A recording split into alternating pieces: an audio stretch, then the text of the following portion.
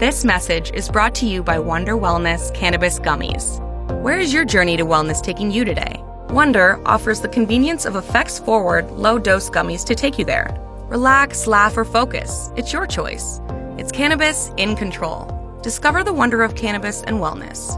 Visit us at wonderwellness.co. These products are intended for persons 21 plus in Illinois.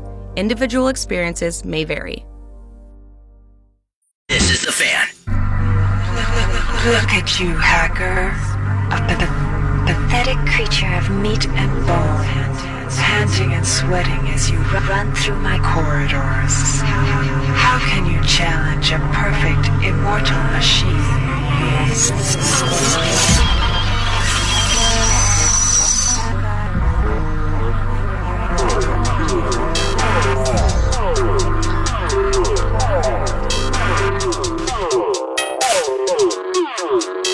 Now, it's time for Video Games Weekly. Industry news, reviews, what's great, what's garbage, everything you need to know about video games. Now, along with Andy Reiner, here's The Fan's Paul Charchian. Welcome to Video Games Weekly turned Board Games Annually. We do this, roughly annually, where we have a bunch of friends from the board game industry come in and tell us what they're working on, what's cool in the board game world. And Reiner, I know you, like me, a big fan of board games. Huge. Yeah, we love it. And so, every now and again we like, and this is a thriving city for board games. A lot of people don't know just how important Minneapolis, St. Paul, the Twin Cities, Minnesota as a state are for board games. We are an epicenter here of board game development. And in studio with me, I've got three people I want to introduce you to. So I think two of you have already been here, already done this once. First, Andrew Navarro, you are with Earthborn Games. You've got a new Kickstarter. We'll talk about that in just a minute. Josh Wielgus is with Chip Theory Games. And Matt Worden is with the uncreatively named Matt Worden Games. Hi, guys. Hi, Paul. And we're happy to have you here. Thanks for the invite. Yeah. So I want to start here. First, just give us, I would go one by one, just tell us a little bit about what you're doing right now. And then I already took the liberty of going to Twitter and asking Twitter followers, what do you want to talk about with board games? And they've given me a bunch of good topics, and we'll hit you on some of those things like roll and writes, zombie board games, who are the new classics. A lot of people interested in 2-player games. Me and my spouse, what should we be playing together? Stuff like that. And so we can talk a little bit about that as well. So let's start with you, Andrew. You have a Kickstarter going right now, so you're in the grinder. I am totally in the grinder. 100%. Yes. Yep. We have my company's first Kickstarter, Earthborn Rangers, which is on Kickstarter, Kickstarter.com right now. You can go check it out. It is a sustainably produced, customizable, cooperative adventure card game set in the wilderness of the far future. It plays like an open world RPG. For our video game listeners, it plays like an open world RPG, which I love about it. Yeah, it does. The focus of it is story and exploration. There is, some combat and stuff, but yeah, it is primarily about going around, checking things out, going to different locations, meeting NPCs, getting quests, doing cool adventures. Yeah. It's pretty sweet. Earthborn Rangers, you've already made $250,000 in pledges for Earthborn Rangers. That's very cool. Yeah, thank you very much. Yeah, this is our first Kickstarter, so that feels very, very good.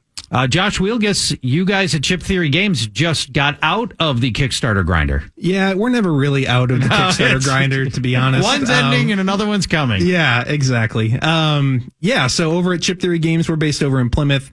If you're not familiar with us, we make really, really big, crazy, heavy, literally and figuratively, a lot of adventure, tactical games with an emphasis on really strong components, really high-end components. So we're a little bit of a kind of a boutique board game company, which is a weird phrase to say. But we're working on finishing up a game that we launched last year called Burn Cycle. So that's coming to its conclusion. It's a game set in a sort of dystopian future. You play some bots that are trying to reclaim their control from the evil humans. So it's kind of a twist on the AI taking over the world trope. The humans actually have taken over the world, and your bots trying to get your kind of autonomy back.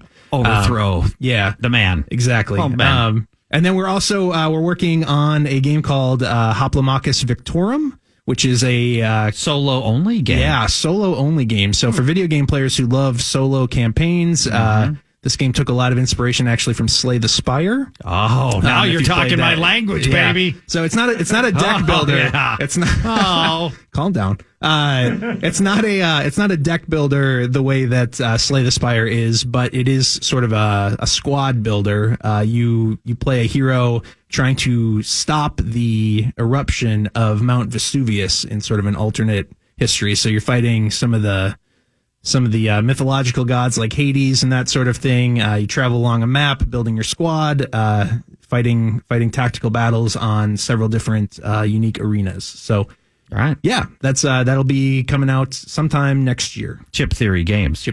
Matt Worden, you've got a new football game you're working on.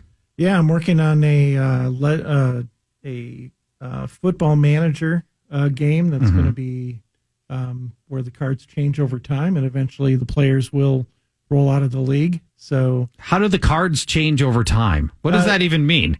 So we've got it laid out with a grid of possible ratings from year to year, and as the seasons go, the ratings change. Huh. So as you walk from one year to the next, a lot of potential. Like there's next year, it's one of these 3 sets of ratings, and then you use dice to figure out exactly where the player goes from year to year. It sounds a little Stratomatic-y, but I'm sure it's not. I mean, I guess it's in the same space, but instead of focusing on game simulation, we're focusing on the team building side. So trying to make the games last maybe 5 minutes, 10 minutes. Okay. So you can get through seasons as fast as you can. I like that idea. The GM piece to be center. That makes more sense. You know, I think one of the drawbacks is I've been trying to think about whether I could ever design a football game is I don't want to play 80 plays in a game. Nobody wants to do that. No. It's not fun. Football's fun to watch, but I don't want to play 80 games in it. And I'll tell you, I've 80 plays in a game. When I started showing pictures of this one, a lot of people that have been at playtesting events with me over the last 10 years said, weren't you working on this 10 years ago? And I was more exactly what you described. How do I get through a game? Yeah. And make it, I want the strategy to be like it matters. When I pick my plays, I want that to turn out. And what I really figured out I enjoyed whenever I'd play Madden or I'd play any of the computer-based sims was I want to build a team. I want to figure out that I'm weak in this area. How do I fix that? And you know what? I get to simming a lot of the games. It's like, oh yeah, just play the game, right. game. And so I can get back to managing my team. And I got a trade. I'm going to make the trade happen. Yeah. And so that's what I thought. Okay, I'm going to switch over to that, and that's where I'm at right now. When is that one coming?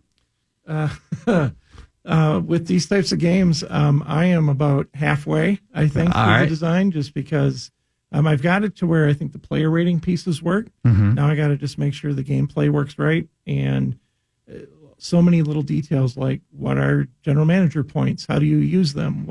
How do you build a deck of game plans for the games? What do those count? So it's going to be a while. I am not going to give a deadline on this one. Well, when's the football opener charge? A couple of weeks? Well, we're going to start playing preseason games in a couple of weeks. You got to get cracking here. Right. I won't be sitting at the Viking home opener saying, ready with the game. No.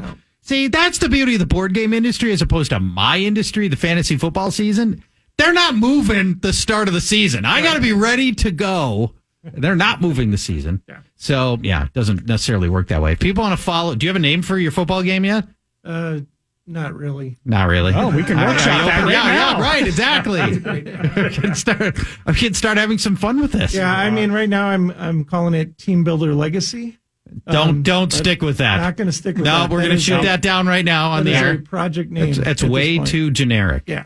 We want something with a little more meat on the bone. I think I'll ping you on Twitter about every other day. Be like, so what's the name now? Yeah, right. And I'll just keep working that angle. I like that. Yeah. If people want to follow your progress, MW Games. Yep, MWGames.com is your website. And then Twitter, Instagram, Matt Worden Games, spelled all the way out. Matt Worden Games. Yep. And you are you're an EN or A or ON? I'm a WORDEN. EN. You're an EN. Yep. Around in Minnesota, it's a coin flip, right? I find in public I need to say my name is Worden just to get past, there you past go. that A. Yeah, there you go. Yeah. That makes sense. All right, so some questions for the group that have come from listeners. I want to begin here. Roll and Writes have gained a ton of momentum in the last 3-4 years.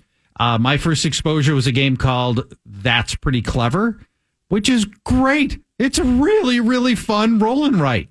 And since then, there's been, 100 published or something like that. And I think they're pretty uneven mostly. Do you think this is a flash in the pan for the board game industry, or are roll and writes legitimately something that has sustainability in this marketplace? Anybody who wants to answer, feel free. Jump in. Does Yahtzee count as a roll and write? Yes, it's the original roll and write. Okay, then yes. So I've played Yahtzee. Have you? Okay, well, good. So Yahtzee is a lot of fun. When I was a kid, I've heard of roll and writes. I've seen. You haven't played That's So Clever? Paul, That's pretty clever. I don't have time to play games. You're in the middle. Not now. You're in the middle of a Kickstarter. We could roll some dice, and I could write some things. Okay, all right. That could be a game. All right. But no, I don't have an opinion. Do you feel like, Josh, that this is a thing that's here to stay? Absolutely, it's here to stay. Several of actually my favorite games that I've played over the last couple of years have been roll and writes, and I think that's largely due to working in this industry. We do work a lot of late nights, and there's a lot of overtime and that kind of thing. So I don't always have time to sit down and play a really involved, heavy game. I don't have time to play the games you make. Right, exactly. Yeah, exactly. I've probably played less Too Many Bones than most of our customers have. But yeah, from That's So Clever, it's fantastic. Absolutely. Quicks is one of my favorite games to play, and you can find that at Target for I don't know $10. what that is. QUIXX or it's QWIXX. Yeah, okay. You can get it at Target for about $10, if that. It's often on sale. And that's one of my favorite games. I know we're going to talk about 2-player and games with kids. It's a great one. It plays in about 10 minutes. It's fantastic. I was just playing On Tour the other night, which is a roll and write where you're a band touring around the country, which is great. How does that work? How am I going to roll dice and write something about a band being on tour? You have to play it. Basically, you roll numbers and you have to place the numbers strategically around the United States map, which sounds probably boring, but it's great. And then Welcome To is also a fantastic roll and write that is pretty easy to pick up. And that one scales to an almost infinite number of players. So it's a great one if you need like a game to play. I've played 7-8 players. I've played Welcome To, and I think fantastic is a stretch. I think you're wrong. I think it's just okay. All right. Well, I think you're just okay. Well, that seems appropriate, honestly. Right there with you. I'm not even battling that. Matt? Yeah, I'm with Josh. I guess I'm thinking of it kind of like deck builders were when they first came out, when Dominion hit, and then for the next 3 to 4 years, it was like, I'm building a deck builder with this. Yeah, deck builder with a twist. Yeah, Dominion with a twist. Yeah, I think the two things that roll and writes allow that are just going to keep them in the space are a lot of them are soloable. So being able to do a quick solitary game without people around is a selling point. The other thing is they're easy to teach, most of them. Yeah. Some of them are getting a little more complicated now, or adding in secondary mechanics that make things complicated. But most of them are, like you said, roll the dice, figure out which ones you want, mark your sheet, and on to the next person. So it's pretty easy to teach. I know Reiner has played a roll and write called The Cartographers, and that's really good. It's on Board Game Geek. It's ranked 114 overall. And what I love about The Cartographers is you can play it with any number of people. You have 1,000 people. You can all play at the same time. And I think that's pretty cool to find a way to scale any game infinitely.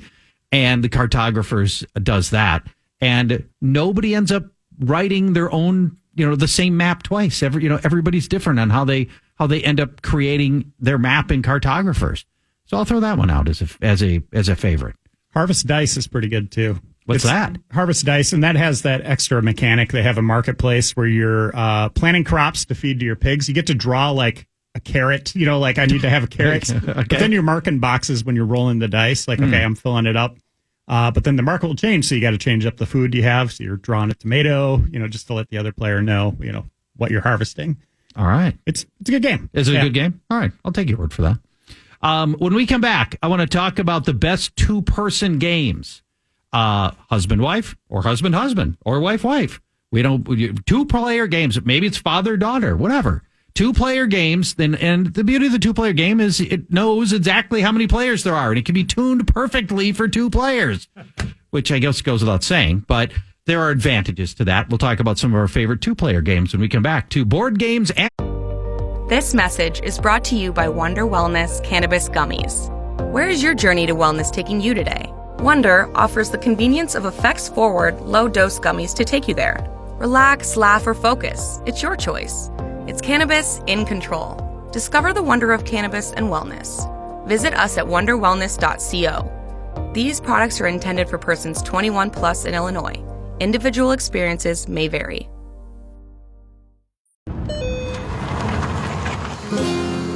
You didn't. Yep. I thought you learned your lesson. I guess not. Dad, the vultures are back. Okay, kids, you know the drill. Windows up. Gone too far looking for a good deal on gas? Try Price Match, only from BP Me Rewards at participating BP and Amoco stations. Learn more at bp.com/best price. And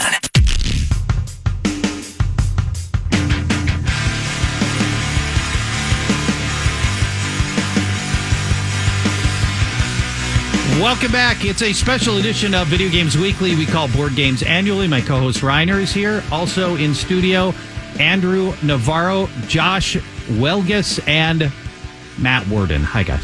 Hey, what's up? Hello. Andrew, you've got a Kickstarter going right now. So let's mention it again. It's called Earthborn Rangers. This is a card-based game that plays out like a role-playing game. Yes, it is. It is similar in experience in some ways to games like Lord of the Rings, the card game, Marvel Champions, Arkham Horror, the card game, except with a very different feel. It's very optimistic. It's not about like some big evil thing trying to crush you before before you can accomplish what you want to accomplish. Okay, so you'll be going on missions, doing really cool things, but it's also a lot about exploration. And the pressure kind of comes in, how much can we find and discover in a day before we, run out of juice?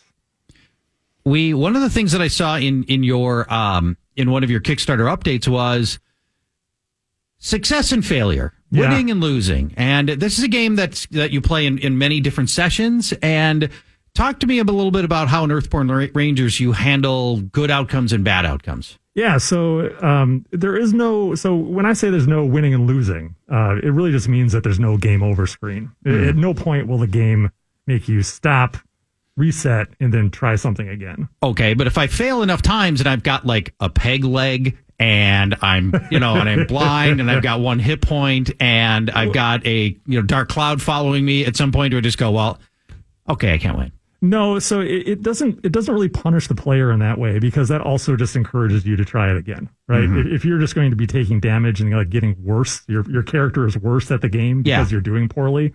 That doesn't really encourage you to keep going. That makes you again want to just start and try it again. So instead of putting like the player characters in jeopardy, instead there are things and consequences that happen in the valley, which is where the game takes place.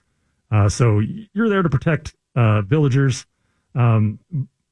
Primarily to protect the people from the valley, from themselves, from the environment, and they'll go out and get in trouble, and you might have to go save them. You might be on like a search and rescue mission, for example. Mm-hmm. On that mission, you might get distracted by a side quest, like go talk to this person, and they say, "Oh, you take me over here and help me do this thing." Like, okay, I'll do that. And then you might get to that place, and there might be another thing to kind of distract you. And before you know it, you've kind of forgotten about your search and rescue mission. So this is like me with most open world games, where I'm like side quest, side quest, side quest, side quest, yes. quest. And, I think there was something I was supposed to do that's really important. Yeah. So the temptation is real. So the thing you're going to have to balance is like, do I want to try to do these other things that are also cool while trying to accomplish the mission? If you kind of just let that mission sit, unlike a lot of open world games where it'll just, you can get to it when you get to it and whatever. Yeah. The clock is ticking. So, okay. Search and rescue, you might want to go find that actually person. Search for somebody. Okay. That might be a thing you want to do. But if you don't, you can just let it go. And then based on how long it takes you, then you might get different outcomes. So the outcome, if you find that person, several days later, I think you might say is objectively worse than if you had found them earlier. But the game doesn't prevent you from continuing. And when you fail, quote unquote, fail an objective like that, it may open up a different opportunity for you to do something else. So the game's kind of always adapting to how you perform and then presenting you with new opportunities. And if that sounds awesome to you, you have 13 days left to pledge support to this Earthborn Rangers on Kickstarter. And it's already earned over $233,000. That's amazing. Yeah, thank you. That is amazing. And congratulations again on that. Thank you again, Paul. All right, let's talk two-player games. Two-player board games, card games. What do you love to play with two players? And, we may be going back into a lockdown. I'm not trying to will this into existence by talking about it, by the way. And I know there are people like that. That is not what we're doing here, but we may be heading back to the lockdown. It might be for a lot of people. You're heading, back into your house or apartment with your loved one, and, you want to play two-player games. What are your favorite games to play with one other person? So I really enjoy a game that's not necessarily just for two players, but it's a game called The Mind, which... Oh, I've seen it at Target. That is a pretty phenomenal game. It's so simple that you might not think it's a game when you hear it described. I might not even think it's a game? No, because it's... Okay. You have a deck of 100 cards. You can play it with a group of up to 4 people. You can try it with more, but it gets really hard. And you have a hand of cards with numbers on them, ranging from 1 to 100. And you need to lay your cards down. It's cooperative. You need to lay your cards down in numerical order from lowest to highest without speaking to one another. And the first round's pretty easy because you have 2 cards. Okay. Each. So it's like, okay, you put down like a 1, like, oh, sure, yeah, anything's higher than that. But then as you go along, you're getting larger and larger hands. So in a 2-player game, by the end, I think you have like 14 cards in your hand. And you're just looking into your partner's eyes, just trying to will them to put down the right card. Because if you get too many of them incorrect, then you lose. Okay. So it's really about trying to get on the same like mental wavelength with your people you're playing with, and playing it 2-player. It's just, especially, if you're playing with someone you love, just staring into their eyes for, for 20, 30 minutes. It's an awesome experience. That's not weird at all. Right. No. If it's weird, Paul, I don't know what to tell you if you think that's weird, but I think it's pretty awesome. All right. So that's called The Mind. The Mind. Give me some more 2-player games. I'm going to go with, so there's a few. If you like real quick to learn tactical card games, there's a game called Air, Land, and Sea. Oh, I've heard that's good. I think it's about like $15 on Amazon. Takes about 5 minutes to learn, and it's war themed. So if you're not into war themes, you may not like it. But a lot of really clever tactical maneuvering and card playing that plays in like 15 minutes tops. And again, super easy to learn. It's way more clever and interesting than any $15 small little box game should be. Another game that I've played a lot with my 9-year-old and also enjoy playing with adults is it's an entire series called Unmatched from Restoration Games. The thesis behind Unmatched is basically to take characters from all sorts of fictional universes that would never normally meet. Correct. And pit them against each other. So you can fight like Sherlock Holmes against Beowulf, or Dracula versus the raptors from Jurassic Park, as an example. So it's a classic matchup. And in Unmatched, every character that you purchase, because there's a whole bunch of them that you can purchase. There's a lot of them. Yeah, there are a lot of them now. Oh, man. Start with the base set or Cobble and Fog if you're looking to get into this game. But every character has a unique deck that is themed after them. So, Dracula can suck life from the other player. Sherlock Holmes can look at the cards in their opponent's hand. King Arthur can do huge, powerful attacks with Excalibur. Bruce Lee can do combos and step back from the other player as they're fighting. You own all of these, don't you? I kind of do, yeah. And it's a great game. It plays, again, in about 20 to 30 minutes typically. It's great for, I would say, ages probably 8 and up if your kid's a little bit more advanced. My 9-year-old has no issue with it.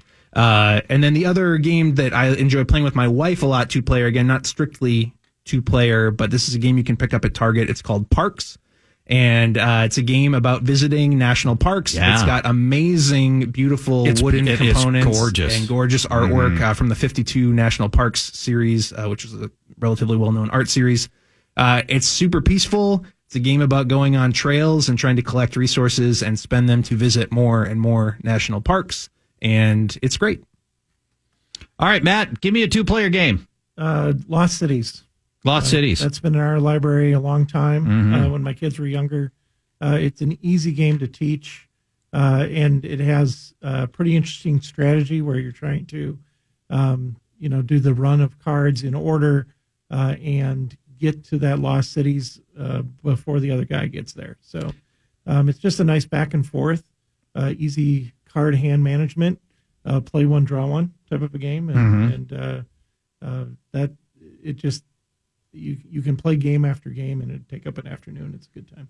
Lost Cities is 23 years old, and it's still going strong even now, which probably says a lot. That's a Reiner game, not our Reiner. Yeah. And a strong preference. The talented Reiner. Yeah, that's right. That's right. I don't know how to pronounce his last name. You guys do. Knizia. Reiner Knizia. Is he Czech? Is he Polish? What is something? German. He's German? Okay. And he's done 100? Yeah. Made probably more games. He probably designed one right now. Right. The one just came out. Exactly. Yes, exactly. That could He also be the designed Battle Line, which is another great 2-player game that is also fairly old, but still great. All right. He did Fits, which we like. Yes. We're a big fan. Nobody knows about this except you and I. Kind of like a board game equivalent of Tetris. Yes. It is a Tetris board game. Which is brilliant, but I don't think you could buy it anymore. No, it's been out of print for a long time. But yeah, you and I have played it. That is a fun game. Do you have a 2-player game you want to throw out? Just Patchwork. I'm going to throw that out there. Yeah. It's about building a quilt out of Tetris pieces. Yeah, Tetris pieces, and it's just brilliant. It's fast. It's easy to pick up, and there's a lot of strategy to it though, in trying to make the best, most complete quilt that you can.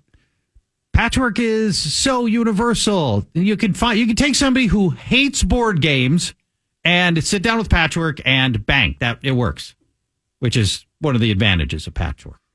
Super easy to play. I'm going to go with a 2-player game called Skulk Hollow. You guys heard of it? No, you just made that up. I have heard of it. Yeah. I've not played it. Same All right, here. so Skulk Hollow, it's a 2-player game. One player is a team of foxes. The other player is a gigantic, like Godzilla style, but not Godzilla, but a gigantic monster. And the foxes are trying to protect their land from the monster that's rampaging across their little forest area. And the foxes ultimately try to jump on top of these gigantic monsters and climb up them and then beat the monster down and take away some of the monster's abilities. They have to jump up to the knee to take out one ability, then jump up to his shoulder to take out another ability. And the foxes are all trying to basically just swarm and overcome this big monster. And at the end, do the foxes end up being the villain? Well, at the end, they end up eating the corpse of the monster, and it's all a bloody ritual at the end, and it's very disturbing. But no, Skulk Hollow, it's very fun and it's cool. Easy to play. Yeah, so I'll recommend that one as my 2-player game. When we come back, I've got more topics for our panel of experts from questions that you asked, like how about game recommendations for families with younger kids, like 6 to 10? We just talked about people playing with their 9-year-olds. Matt was talking about playing with his kids when they were younger. I played extensively with my daughter when she was in that range. We'll share some of our favorite family games that work for kids and hopefully aren't awful, because, man, there are some bad kids games out there. We're not playing sorry anymore. We're going to do better when we come back to Board Games.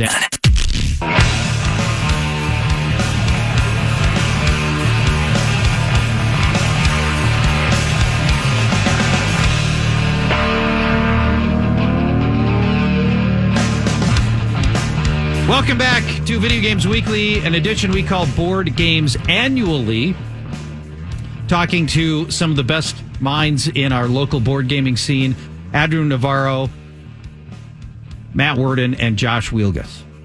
Welcome back to the show, guys. Reiner's with me, as always. We've talked about a lot of what you're working on. We've talked about roll and writes. We've talked about 2-person games. Let's talk about game recommendations for families with younger kids. This is younger ages, maybe in that 6 to 10 age range. So if I think, Matt, you've ended up going last for all of these. And so to make sure nobody snipes what you want to talk about, let me let you go first this time, if you would. I'm just going to generally recommend anything from kids table board gaming. I don't know. Canadian company. Okay. The one that I have that it's a good game to play, but it works with kids. Yeah. Is Rec Raiders. You are a bunch of diving companies, and there's like 3 or 4 different things going on how you score your points. It's kind of a point salad at the end of it. But you are essentially diving companies looking to get treasure up out of the ocean, and treasure can be a bunch of different things. So you have to. It's a worker placement and a little bit of planning ahead, but it's not terrible. It's like a nice introduction to a lot of the basic mechanics that you see in modern games. All right, and it works really well with kids. Give me the name again. Rec Raiders. Rec Raiders. Yeah, all right. WRECK, and the publisher is Kids Table Board Games. All right, fantastic. Josh.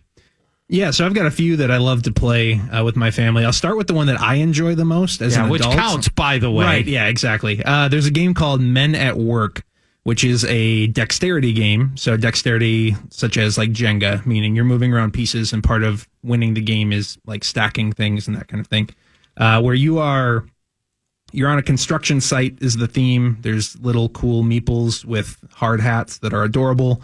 And basically you're drawing cards that require you to stack beams on other colored beams, to place workers on these beams and maybe put a brick in their hand or a shorter beam in their hand. And without creating workplace accidents, and teaching kids a valuable lesson. Exactly. Yeah, it's very the OSHA game. It's very entertaining. It's very satisfying to play because of the little construction workers and putting little bricks on their arms and that kind of thing. It's great. Another game that I play with my younger kids is a game called Outfoxed, which is a game where you are trying to stop a evil fox from stealing, I think, the pie in the town. I don't know, and you're trying to deduce little clues that tell you was the fox that stole the pie wearing a hat, wearing a monocle, did it have a cape, that kind of thing. And then eventually you have enough clues that you can solve which of the many foxes in the game were the ones that actually solved or took the pie. And the other game that I would highly recommend for a little bit older kids is a game called Ghost Fightin' Treasure Hunters, which is a cooperative game. I like the name. Ghost Fightin' Treasure Hunters is great. So your kids in a haunted mansion trying to steal back these gems to I don't know. I don't know exactly why we're trying to get these gems, but we just are. And they're gems. Exactly. Who doesn't want gems? Yeah, exactly. So it goes up to 4-player. It's great for, I would say, kids probably 7 and up, maybe 6 and up if your kid's a little bit more advanced. And it's not so boring and rote that it's unentertaining for adults. Yeah. And my kids love it. So, all right. Yeah. Andrew, give me a game for parents to play with kids. So or kids to play with kids. I think the range you put there, 6 to 10, it's like a that's there's a lot happening there. You're very different at 6 and you're 10. Exactly. That's for sure. So yes. I'm going to give you a couple 6s and then a 10. Cool. So I have a couple Labyrinth games that I really enjoy. It's not the Labyrinth with the marble. That is impossible. Yeah, those are frustrating. It is. There's a game called Labyrinth by Ravensburger. There is. Classic game. It's very 30 years old, 40 years old. That is a great game to play with young kids. It's pretty fun to play as an adult too. It's very simple. You have tiles that form a labyrinth. It's like a maze or a dungeon. On the dungeon you have little items you're trying to find. You have a little hand of cards that match the image on the tile, and each turn you're taking a tile and you're kind of like scooting it into the labyrinth and like pushing the tiles off the other side of the board. It kind of changes the map. So you're trying to move around as the map changes and people are trying to gather all their things before anyone else. There's also Magic Labyrinth. I didn't know that. Which is it a variation of Labyrinth? No, it's so this one does have a metal ball. Okay. but you don't see it. So like the way this game works is that you have a labyrinth that's constructed with kind of walls on the underside of the board. And then you have a magnetic piece on top, and then you're trying to move your ball through the maze from one point to another. Okay. So it's kind of like a memory game. So you'll try to move on them because you don't see those barriers on the top of the board. Yeah. So you're trying to find your way through the maze without the ball dropping out, and it kind of like a pinball machine kind of like comes out, or a gumball machine comes out the other side. I'm terrible at that game. I would be terrible too. Like three moves in, I'm like, which way did I go in the marble fall? But my kids are great at it. So, it sounds like Clax a little bit. Not at all. Clax is a competitive, like back and forth, kind of like. But it's moving magnetic things, and it does have magnets. Okay, but that's it. That was all right. That was the extent Clax of it. is also a great 2-player game. Now you're talking about good 2-player games. And then for my 10-year-old recommendation. I've been having a lot of fun with my family playing Lords of Waterdeep, which is terrific. Which is a really fun Dungeons and Dragons themed worker placement game. I think you kind of have to have a certain affinity for Dungeons and Dragons or fantasy, but it's a great, I think, introduction to worker placement, that genre with a fun theme. And we had talking about all being on lockdown. We played that a lot over the past year, and it was a really good time. So I recommend that as well. Okay. Can I throw one more out there? Yeah, please, man. And it's an older one. It's Suro from Calliope. Zorro? Suro. It's Tsuro. Oh, right. I've seen that. Yeah, and it's a simple tile lane pathing game. Okay. You're all dragons, and you start on the edge of the board. Each tile you lay down adds a curving path or several to the board, and you have to follow the path that's in front of you, and the last one on the board wins. So you can put down tiles in front of other people's dragons that will run them off the board. And they had a more complex version called Suro of the Seas that added in some chaos with some sea monsters and stuff. But same general concept of lay down the path, try to get the other people off the board. Terrific. Yeah. All right, Reiner, you've got a family game. Yeah, I'm going to go with Ticket to Ride First Journey for the 6-year-olds. Okay. I think that's a good one, a good starter that you can later graduate to the full-blown one. Yeah. Kids still like trains, right? No, not really. Okay, maybe that's a bad pick. I don't know. I'm sure it's still a good game. It's a great game. Ticket to Ride's great, right? Yeah. Fine. Same concept. You're building the routes. First one to 6 wins, but it's much shorter. The art style's brighter. Better for kids. And then at the high end, 8 to 10, I'm going to go with King of Tokyo, I think it's called. Yeah. And that's just giant kaiju beasts, smashing Tokyo and battling each other to a degree. And you kind of get your feet wet in rolling dice. You're rolling 6 dice. Some allow you to heal, others attack, all that kind of stuff. But that's a great game. All right. I like those are all good suggestions. A little bit like the Ticket to Ride June. What do they call it? Ticket to Ride for kids? What was it for my first ticket? First Journey. Catan Junior is really good, and it feels like Catan. I played it a lot with my daughter when she was of that age, probably in the 6, 7, 8-year-old range, I think, for that one. Maybe the best part about it, unlike regular Catan, where if Reiner really, really needs wood, and I've got wood, and I'll never give it to him, here you really get to just do a lot was trading. And there's not, nobody has to be the bad guy. Yeah. Careful how you're talking about that, by the way.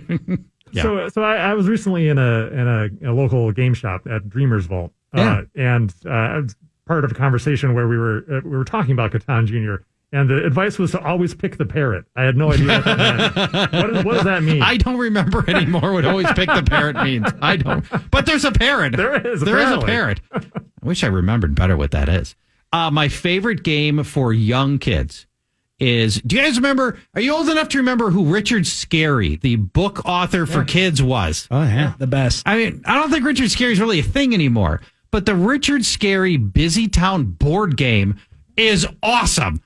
It's no reading, and the way it's got a huge board that you lay out on the floor, and then it's got a spinner that you'll spin, and it will point to things that you all need to find together as a team. It's a cooperative game, and you're playing against the bad guys together as a team and a family. And you need to try to find as fast as you can whatever it points at. Like it may point at a stop sign, and everybody's got to try to find as many stop signs as they can in a certain amount of time. And if the better you do, the faster you move up the board. And super fun. It's super easy to play. It's really fun. It's Where's Waldo in a board game. But Richard Scarry was doing that way before Where's Waldo. It makes it sound bad. Yeah. So there's that. So that's my second one. But that's for pre-readers. And if you've got like a kid who's 4 and a kid that's 6 and a kid that's 8, you can all play the Richard Scarry Busy Town game, which I love. And the last one, and this is kind of for you, Andrew. When the Fantasy Flight Expo Center very, very first opened in the little side thing that it was tucked in the back in the corner and all that.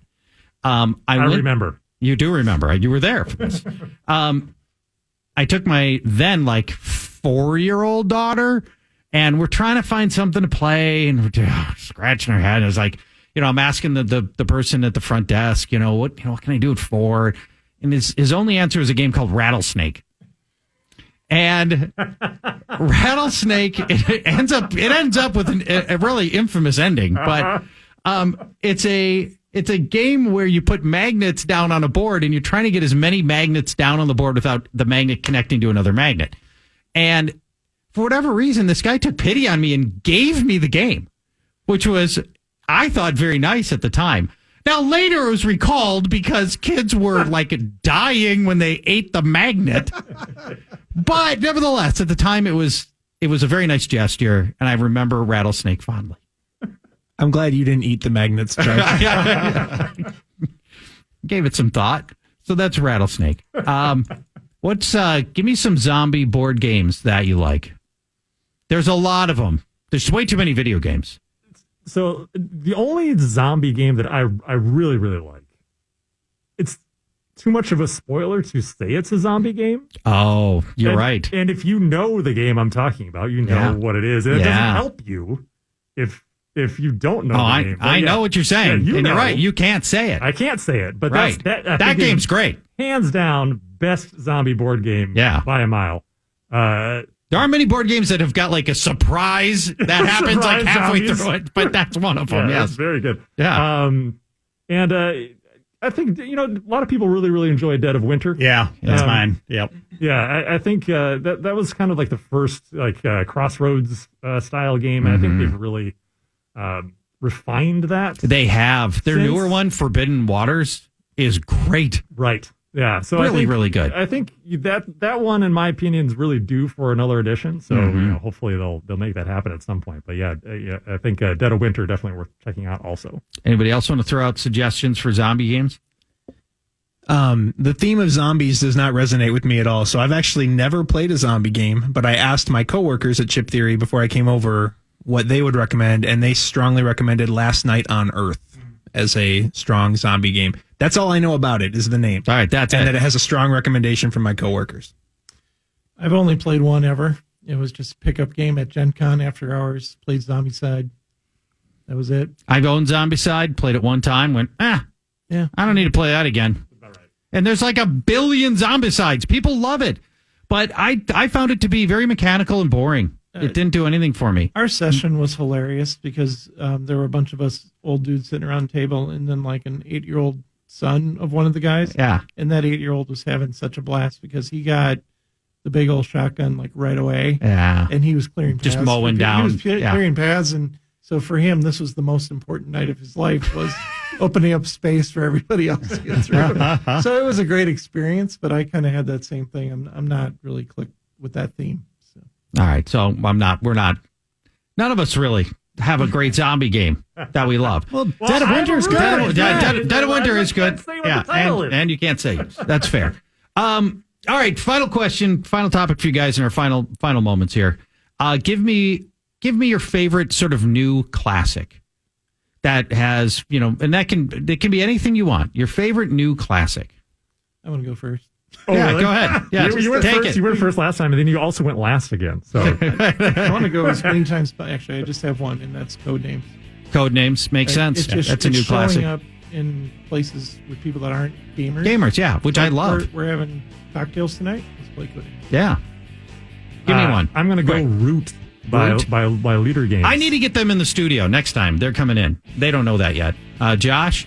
For me, I would go with either a game called Everdell, which is a beautiful, beautiful game with cute little critters, and I've never played it with anyone who disliked it. And the other game is another game I've been showing a lot of people lately, which is called Quacks of Quedlinburg, which is a push your luck game where you draw potion ingredients out of a bag and throw them into a pot, and it's great. All right. Mysterium. Yeah, Mysterium's fantastic. You can get it at Target now. And Dixit as well. Yep. Yeah, in the same vein. Thanks, everybody. Really appreciate everybody who tuned in. Be sure to check out Andrew's Kickstarter. It is called Earthborn Rangers. And we'll be back next week for more Video Games Weekly, including the new Halo. This message is brought to you by Wonder Wellness Cannabis Gummies. Where is your journey to wellness taking you today? Wonder offers the convenience of effects-forward, low-dose gummies to take you there. Relax, laugh, or focus. It's your choice. It's cannabis in control. Discover the wonder of cannabis and wellness. Visit us at wonderwellness.co. These products are intended for persons 21 plus in Illinois. Individual experiences may vary.